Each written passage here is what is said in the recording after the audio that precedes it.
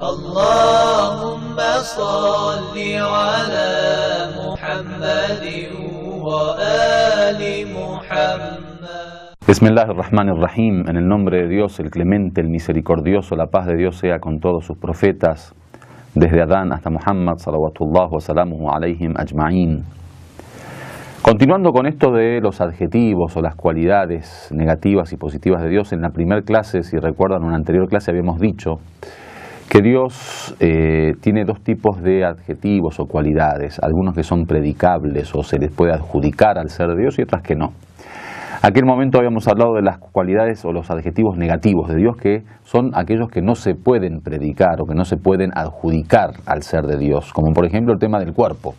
Dijimos que Dios no es cuerpo y dimos la argumentación racional de por qué Dios no puede ser cuerpo. Dijimos que, en manera de resumen, Dios no es cuerpo porque los cuerpos ocupan lugar y la necesidad de un lugar hace que Dios no pueda ser un ser necesario, y Dios también no es cuerpo porque los cuerpos son compuestos y necesitan de sus partes, y es por eso que el ser necesario no debe necesitar, no se acepta que necesite. Ahora llega el momento de hablar de los adjetivos positivos de Dios o de las cualidades positivas de Dios, que tienen que ver con esos adjetivos predicables, o sea, lo que podemos sí adjudicarle a Dios.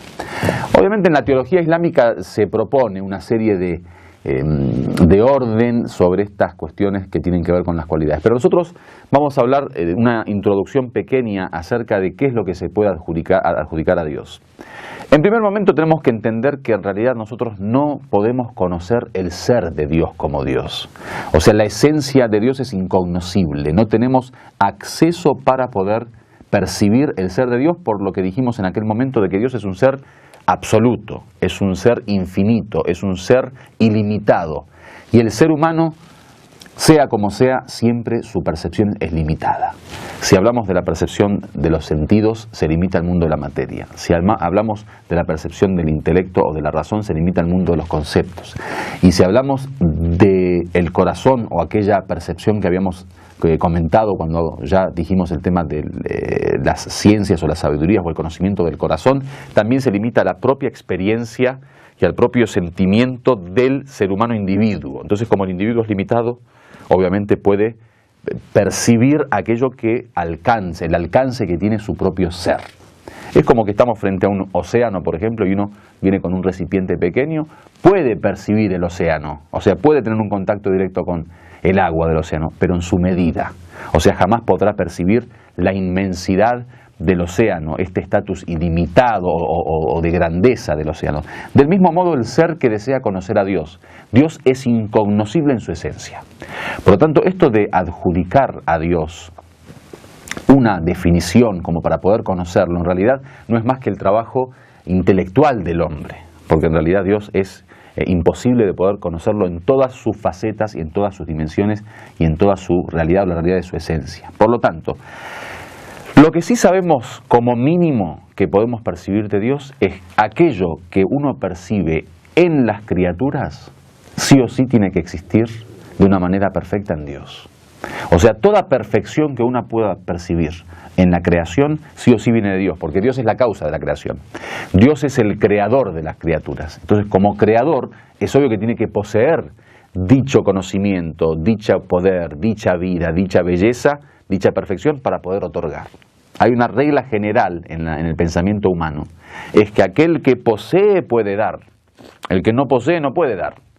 Supongamos que yo soy una persona pobre y no tengo dinero, es obvio que no puedo ayudar al pobre, porque no tengo. El que no tiene, no puede dar. Eso es una frase famosa entre los filósofos.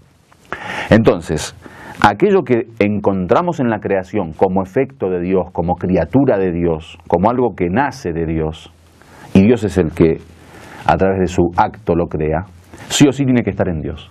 Por ejemplo, si encontramos en la creación conocimiento, Dios tiene que tener conocimiento. Si encontramos en la creación belleza, Dios tiene que tener belleza. Si encontramos en la creación vida, Dios tiene que tener vida. Y así sucesivamente. Algo que sí se le puede adjudicar a Dios cuando hay una perfección que pertenece a la criatura de Dios, entonces esa perfección tiene que existir en Dios como creador, como primera causa, pero obviamente de forma absoluta, de forma infinita, de forma ilimitada, es decir, sin ningún tipo de limitación, sin ningún tipo de defecto, sin ningún tipo de mal, sin ningún tipo de necesidad. Todo es en Dios absoluto, infinito, perfecto e ilimitado.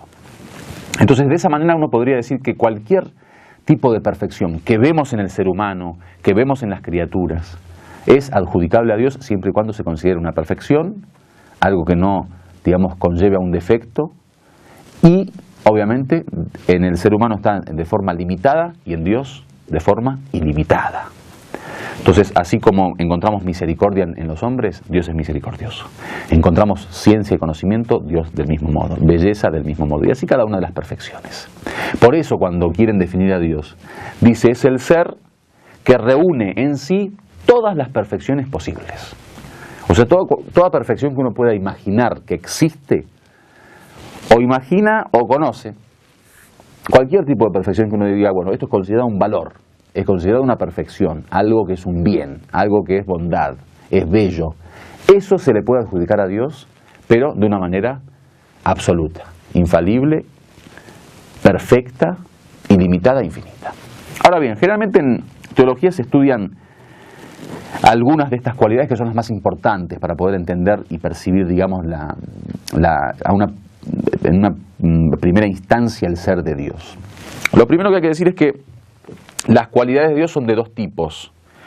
Ya dijimos en la primera clase que pueden ser cualidades positivas y negativas, según si es predicable o no, si es adjudicable o no. Ahora hay una segunda división, que las cualidades pueden ser cualidades esenciales y cualidades de acción. ¿Qué significa? A veces nosotros hablamos de Dios como esencia, o sea, como ser. Entonces, su ser se le adjudican ciertas cualidades como, por ejemplo, la vida. Es una cualidad del ser de Dios. El poder, una cualidad del ser de Dios. Por ejemplo, el conocimiento, una cualidad del ser de Dios. Y así sucesivamente vemos cómo el ser de Dios tiene ciertas cualidades. A esas cualidades llamamos las cualidades de la esencia o las cualidades esenciales. Hay otras cualidades que no tienen que ver con su ser en sí, sino con su acción. O sea, ahí tenemos en cuenta la relación de Dios con las criaturas, la relación de Dios con el universo, la relación de Dios con el ser humano. Por ejemplo, el sustento, el sustentador. Dios es el que da la providencia, el que provee. Eso es una cualidad de la acción de Dios. O sea, Dios tiene que proveer para yo llamarlo proveedor, o sustentador, o sostenedor. Entonces hay algunas cuestiones que tienen que ver con estas cualidades relativas, o sea, en relación con la acción de Dios o en relación entre Dios y las criaturas. Sobre esto hablaremos en la próxima clase. Walhamdulillahi Rabbil Alamin.